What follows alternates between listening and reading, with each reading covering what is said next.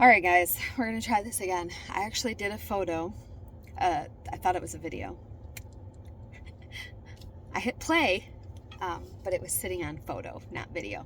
So I was like, what's going on with my camera? Why did it shut off? Oh, that would be why. So I did that while I was putting my makeup on this morning. So, oopsie doopsies. I just wanted to say happy Saturday. And I hope you guys have a lovely day. The colors are beautiful. The weather's supposed to be gorgeous.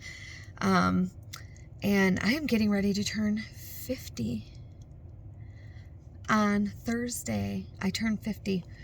And so less than a week away.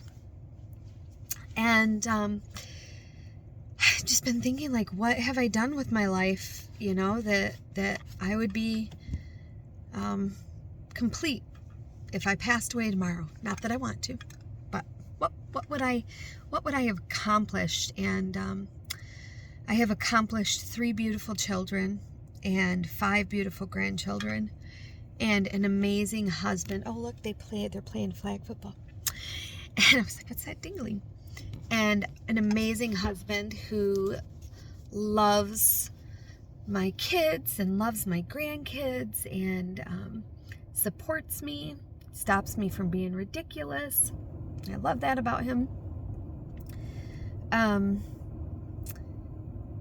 have a wonderful job. I've just hit my 10-year mark at the salon, and I've really grown as a hairstylist and as a person. And I love that. I have an amazing church family that loves me and reaches out to me to check in and see how things are going, and I just really appreciate them, every single one of them, from the Miss Shirley hugs to the random text messages to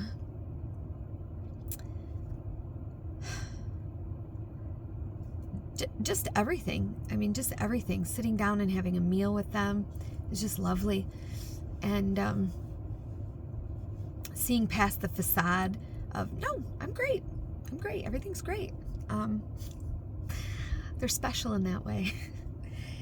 And I have some really great girlfriends in my life.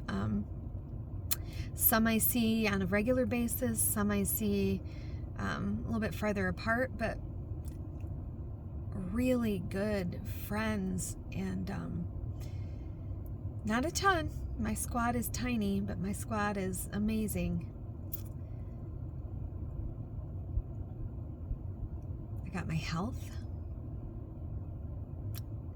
Most importantly, I have God, and I did not have this before I had God. I knew who He was, and I knew what He did for me, but He was just that person I went running to in times of crisis. And I was a little kid, always in shame, and never believed that God would want to fully forgive me for all the ridiculous things that I did. Lots. And I was at the bottom. I mean, when people say they hit rock bottom, I was at rock bottom, and I was losing everything. And God stepped in, and He held me in a way that I have always desired to be held, but never have been held. I already put my makeup on, so I'm going to not cry. And He slowly but surely restored. Some things were restored just like that. He restored my relationship with my husband. He found me a family in a church. He gave me grandchildren in the most unlikely way, and I love them. He empowered me to be more. in church with people to be able to see that my identity wasn't my old identity, that I could share my testimony and my mess, and that they would love me, and that there would be a space for me to use that mess to be a better person, to help others. When you help others and you see outside your own box, it's amazing. He restored my work slowly but surely. He gave me girlfriends that are unlike any other girlfriends I've ever had. I can quite literally tell them anything, and there is no judgment or shame or fear.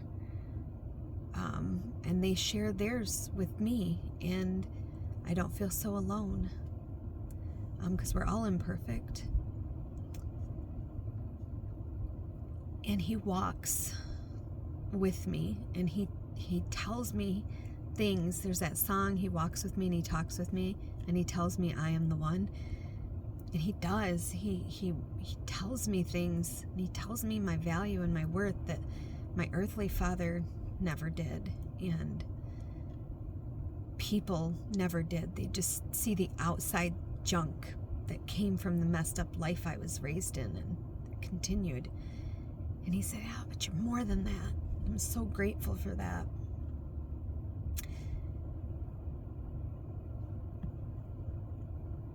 And I just cannot thank him enough. And I know that in my heart of hearts, he can't thank me enough for finally coming to him and walking in a life with him, and not just running to him in need. And if you're just running to him in need, you're never getting the full benefit of a relationship with him. And so I encourage you to create a relationship with him, and I encourage you to seek people that have a relationship with him, not just somebody that goes to church, somebody that knows John 3:16, but somebody that can see the story of the woman at the well and can really see her, not just the circumstances in the story and the judgment in the story. And if you've not ever been set free from him and you're just lost and drowning, man, there's so much hope on the other side of the cross. And it just takes saying, "I need you. I believe you can save me. I believe that you died for me and that you rose again so that I don't have to go to hell, so that I don't have to die, so that I have," it's the most important part, "I have a constant companion that loves me, and that even though life is gonna suck sometimes, I'm not alone. I'm not alone inside, and I'm not alone outside." And I just encourage you to find the Lord, because you can't go wrong with him. He's perfect. Anyways, happy Saturday. I hope you guys have wonderful things that you are blessed with, and be encouraged, because even when you can't see outside of your situation, and even if God's not answering it the way that you think it should be answered, Jesus is always with you, and God is always good.